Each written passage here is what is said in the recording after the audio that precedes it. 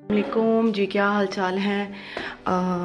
अब बहुत बड़ी रिक्वेस्ट और डिमांड के बाद मैं आज अपने पार्लर का आपको विज़िट करवा रही हूँ। काफ़ी मेरी कस्टमर मुझे कह रही हैं कि मैम आप आती नहीं हैं, आप हमें टाइम नहीं देती हैं।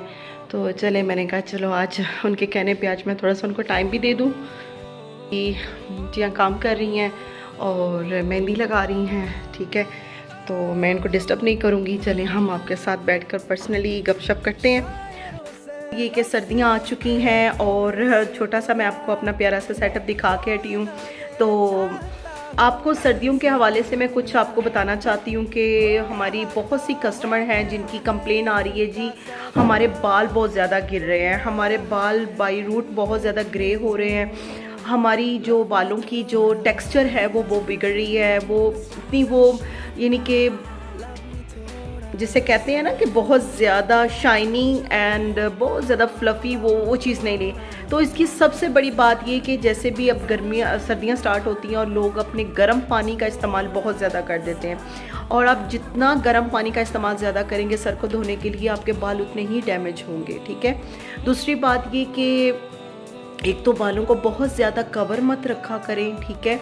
इससे बालों में जो आप यूज़ करती हैं केमिकल वगैरह, शैम्पू वगैरह, उसके बाद आप जब बाल बिल्कुल कवर कर देती हैं तो वो एक किस्म से ना वो डैंड्रफ क्रिएट कर लेता है, डैंड्रफ की शक्ल क्रिएट कर लेता है। और बहुत ज़्यादा गर्म पानी इस्तेमाल करने से भी बाल बहुत ज़्यादा ऑयल छोड़ने लग जाते हैं और बहुत ज़्यादा डैंड्रफ क्रिएट करने लग जाते हैं, और इससे ये होता है कि आप बालों की जो जान होती है ना वो ख़त्म कर देते हैं।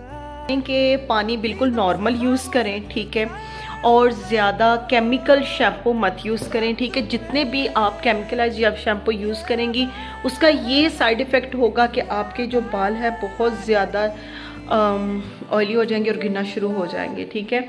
और मैं आपको कुछ अच्छी क्वालिटी से मेरे लिंक में डिस्क्रिप्शन बिलो पे मैं आपको कुछ शैम्पूज़ के नाम और कुछ चीज़ें आपको मैं ज़रूर रिकमेंड करूँगी, आप वो यूज़ करें। उससे आपको ये फ़ायदा होगा कि आपके जो बाल हैं वो बहुत गुड लुकिंग में हो जाएंगे, अच्छी ग्रोथ में आ जाएंगे, और उसके अलावा बाल शाइनिंग हो जाएंगे। और सबसे ज़्यादा गर्म इस्तेमाल करने से पानी आपके बाल जो होते हैं ना वो स्ट्रेट नहीं रहता है, ठीक है। तो काइंडली बहुत ज़्यादा गर्म इस्तेमाल करना पानी बंद कर दें, ठीक है। और टेंशन ज़्यादा लेने से भी, आप थोड़ी सी भी टेंशन लेते हैं यार मेरे बाल गिर रहे हैं, तो ये भी एक टेंशन बहुत ज़्यादा होने की वजह से भी आपके बाल बहुत ज़्यादा गिरने लग जाते हैं, ठीक है। तो प्लीज़ काइंडली अवॉइड करें टेंशन्स को, अवॉइड करें गर्म पानी को, और नॉर्मल टेम्परेचर के साथ नहाएं और सर धोएं, ठीक है। और बालों के लिए अच्छा मास्क यूज़ करें, अच्छी शैम्पू यूज़ करें, ठीक है। मैंने टाइम निकाला क्योंकि बहुत ज़्यादा सैलून पे रश होने की वजह से, सीज़न है आप जानते हैं, तो काफ़ी बिज़ी रहने की रूटीन की वजह से आज बहुत मुश्किल से टाइम निकाला। मैंने कहा चले, मेरी बहुत बहुत प्यारी बहनें हैं जिनका बड़े बड़े मसले मसाइल हैं, तो उनको क्यों ना सुना जाए, उनको हल किया जाए। बात ये कि आप अक्सर डाइज़ वगैरह कुछ ऐसी यूज़ करती हैं और मेटालिक डाइज़ हैं, और उसमें कुछ ब्रांड्स ऐसे हैं डाइज़ के जो वाकई ही हमारे बालों को डैमेज कर देते हैं, ठीक है। तो कोशिश करें कि चीज़ अच्छी इस्तेमाल करें, किसी अच्छी ब्यूटिशियन से या किसी अच्छी कॉस्मेटिक कंसल्टेंट से, किसी से भी अच्छा मशवरा करें, अच्छी चीज़ रिकमेंड करें, क्योंकि जो रिस्क होता है ना वो आप बिल्कुल भी अपनी ब्यूटी पे मत उठाया करें प्लीज़। अपने डैमेजेस बाल का ट्रीटमेंट करवाएं, और जो आप बालों को जितना भी आप उसकी डैमेजेस को रिमूव करेंगे आपके बालों की ग्रोथ अच्छी होगी। दूसरी सबसे बड़ी बात मैं आपसे ये कहना चाह रही हूँ कि जब ऑयल लगाते हैं तो आप रात को ऑयल मत किया करें, ठीक है।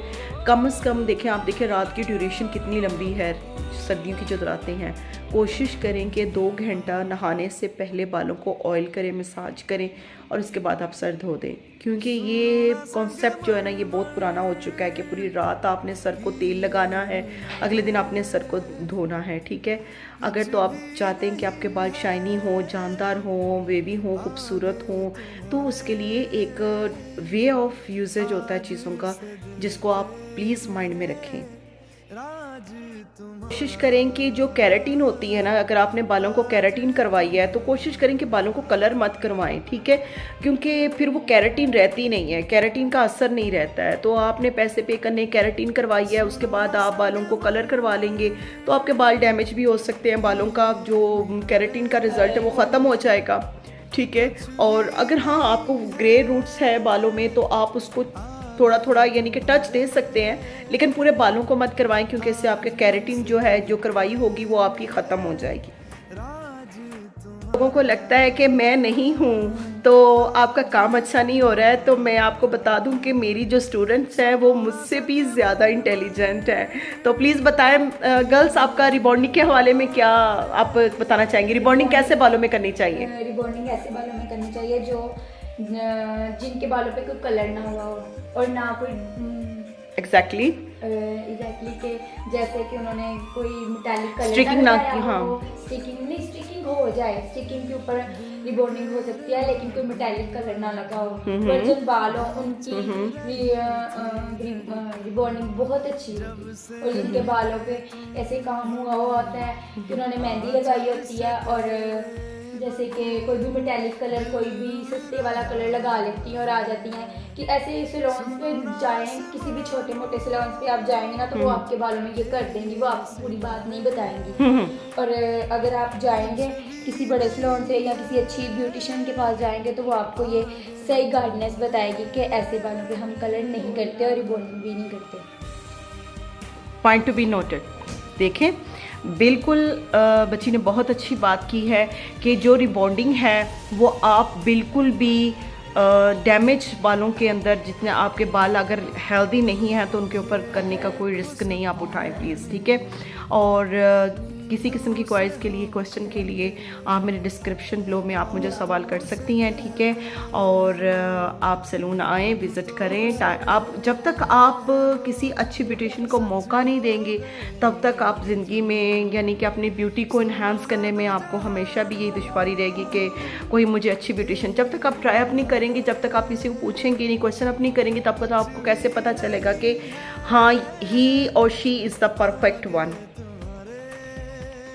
भी किस्म के बालों के डैमेजेस या बालों की प्रॉब्लम से रिलेटेड कोई भी आपको अगर कुछ सवाल करना है तो आप पूछ सकती हैं, ठीक है। आ सकती हैं लेडी बर्ड ब्यूटी सैलून, ये आपका अपना सैलून है, ठीक है।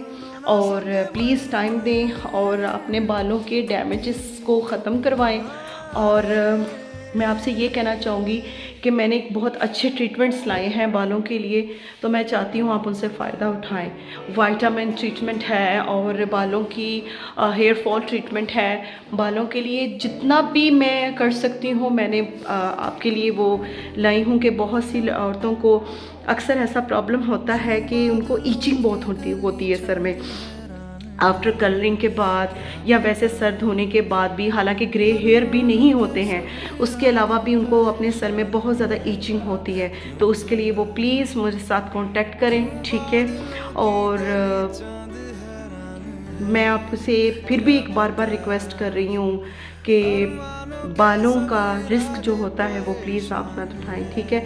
उसमें ये है कि आप बिना जाने रिबॉन्डिंग या केराटिन की तरफ जाने से पहले अपने बालों का अच्छे तरीके से पहले एनालाइज कर दें कि आपके बाल इतनी उनके अंदर स्ट्रेंथ है कि वो केमिकल को बेयर कर सकते हैं कि नहीं कर सकते। और ये अच्छी ब्यूटिशियन ही आपको बताएगी जिसको पता होगा कि इनके क्या नुकसानात हैं और इनके क्या फ़ायदे हैं, ठीक है।